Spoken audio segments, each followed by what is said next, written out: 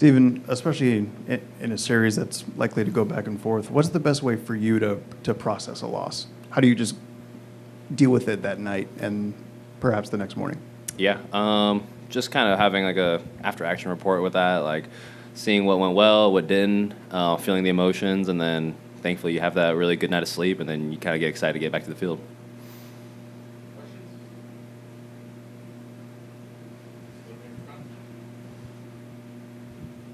Do you like having a workout today as opposed to just a full day off, whether it was in Cleveland or a hotel here in Detroit? Yeah, I think we definitely need to work out here just to kind of get the lay of the land again. Obviously, we've been here a couple times, but it's drastically different from our ballpark. Getting a feel for how the ball's flying, seeing if there's any shadows, if we're going to have that kind of similar feel for the game.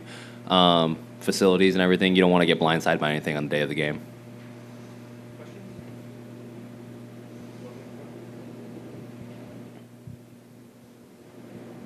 Stephen, can you take us through the catch last night? Yeah, tough part of the game. Saw the ball go up, knew what was on the stake, and I mean, in that instance, you just kind of have to leave your feet, and then thankfully made the catch.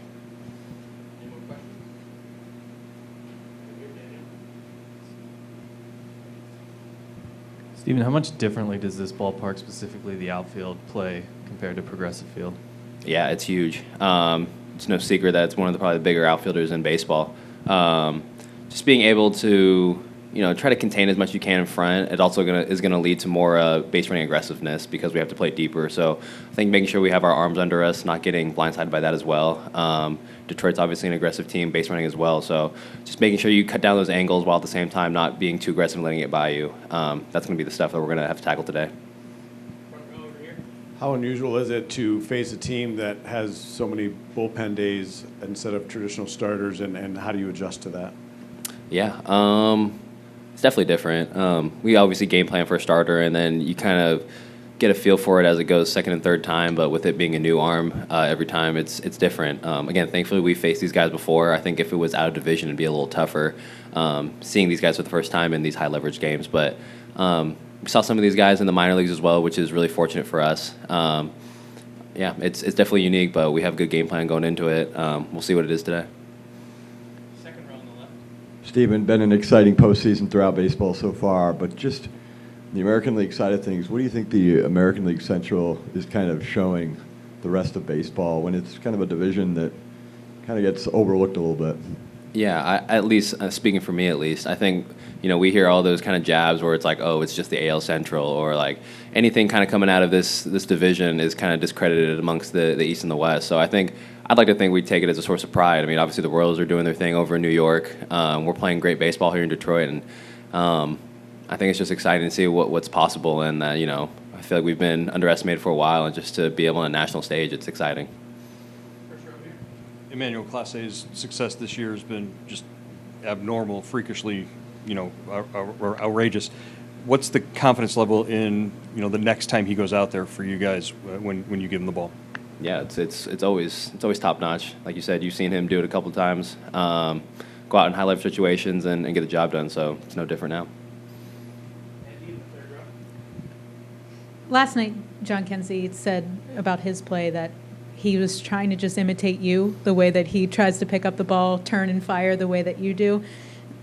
I know that that's probably a lot to hear, but just to think of how recently it probably seems to you that you were the rookie and now to be the guy who other people are looking up to, what does that mean to hear that's what was going through his mind making that play? Yeah, that's special. He said that to me right when it happened because I think we had a pitching change shortly after, and I told him I've never blindly threw it and gotten it all the way to second base. Usually mine get there in like 5 or 6. So it's definitely cool hearing that from him. He's so unbelievably talented. I didn't even see him until the replay again. He's also throwing into the sun, which is crazy. Like usually when I spin, I kind of can orient myself, but he was truly throwing blind. So that was unbelievable from him. More questions, Joe? He called it a Kwan turn. When so are you file for the patent on that? I don't think I can claim that one. Truly, the one I think of in that is like a Mookie Betts one down the line. He had a play down the line in right field. It was a blind one. He gets all the way there. I definitely don't think I'm the first one to do that. What's the most difficult aspect of that kind of a turn and throw? I think just making sure you field it. I mean, you obviously know it's a stake. You know the ball's coming down the line, and you're trying to orient yourself to make that throw. I've had it happen more often than not, where it's you get ready for this play, you got your arm primed, and you just miss the ball. So I mean, being able to kind of sync all of that up, get the footwork right, and then obviously make the throw. I mean, that's a crazy play. Stephen, what has Josh Naylor meant to this team, and do you have a favorite Josh Naylor moment? I mean, yeah, he's our leader. He's our Iron Man. He plays every single day. He's just consistent. I guess that's kind of the favorite part of it is what you're going to get with him every single day, good or bad. He's going to be the same guy. And I think, especially when it comes to these kind of high leverage games, you need people that are consistent and not kind of riding the roller coaster of the playoffs. This isn't his first rodeo, so being able to lean on him for these moments is huge.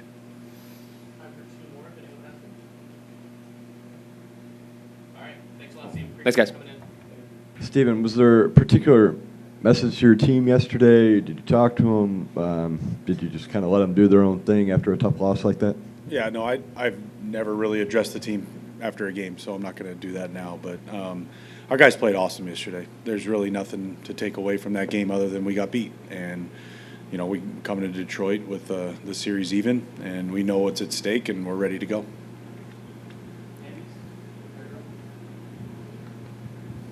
When we talked to John Kenzie last night about the play that he made, he said that he was just trying to be like Stephen Kwan and he wanted to turn and fire like he does.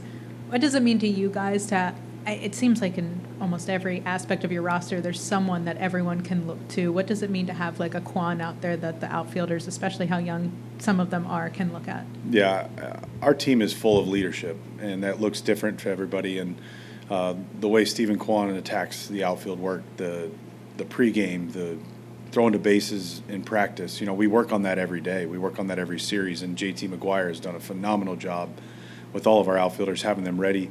We throw to bases every 3-4 days. We're prepared, and for John Kenzie to credit, he wanted to make a Kwan play. I mean, it's perfect because Kwani takes pride in his accurate throws, and I think that's the only replay I've watched from yesterday. And wow, what a throw John Kenzie made.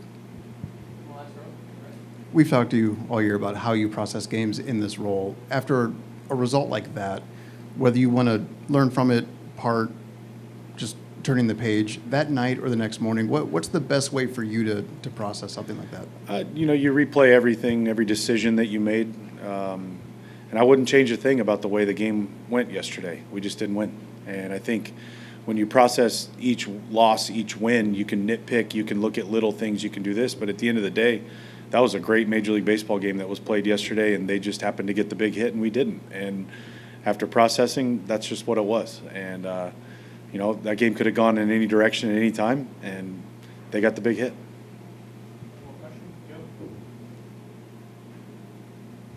Knowing now that there is going to be a game 4, I'm assuming you had contingency plans for what your pitching was going to look like for that. Are you able to give us an indication as to what you're going to do? We don't know exactly what we're going to do yet. We know we have Tanner available. We've got a lot of things at our disposal, but we have not put our heads together yet on game 4. We're concerned with tomorrow, and then we'll reconvene. I should have an answer for you guys tomorrow.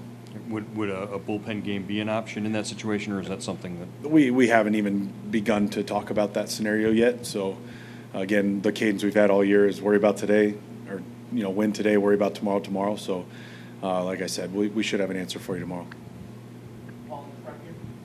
Stephen, being a former catcher, is there a cardinal rule about throwing the same pitch 3 times in a row, referring to the 3 sliders to Carpenter?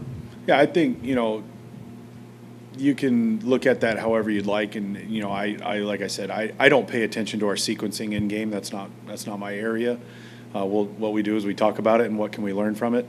I don't think there's any cardinal rule. I think it's, what's true is that Carpenter got a slider close to him that he hit out for a homer. How we got there or what we did or whether or not that was the right pitch, that's not really a question that we need to ask. It's more of what can we learn from what happened and how can we get better. At the end of the day, a really good hitter hit a good pitch for a homer. Any more questions? Stephen, obviously yesterday's game was a great game. As you said, there's been a lot of great games in Major League Baseball. This postseason, it's been exciting. But on the American League side of things specifically, what is the American League Central showing to the rest of baseball when this division not just this year, but for years, has kind of been looked down upon nationally? I think it shows the quality of baseball that's played in this division. I think, this is my first year in this division as well. So it's 5 good baseball teams. Even the White Sox played us very, very tough. I know their record didn't indicate that, but, every team that we've played in the Central has played us very, very tough, and it's good baseball. You maybe don't have the big name star power like you do all around the league, but you get very good baseball teams that play you tough and are fundamentally sound. And it's been really fun to see 3 teams going this deep into the postseason and putting up really good games.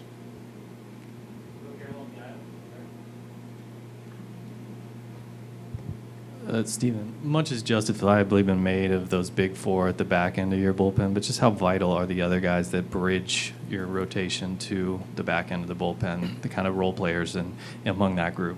Yeah, I've said all year, we've had, whether it's 8 or 9, we've had 8 or 9 very good arms in that bullpen, and we trust all of them in every situation. And that's been one of the biggest keys to our success, is that anyone could take the ball in any situation, versus left, versus right. It doesn't matter. They've come in and gotten the job done. And just a testament to our player development, to our coaching staff, and to the players most importantly. They put in their work, and they're prepared, and they're confident. And we feel comfortable giving any of those guys the ball at any time.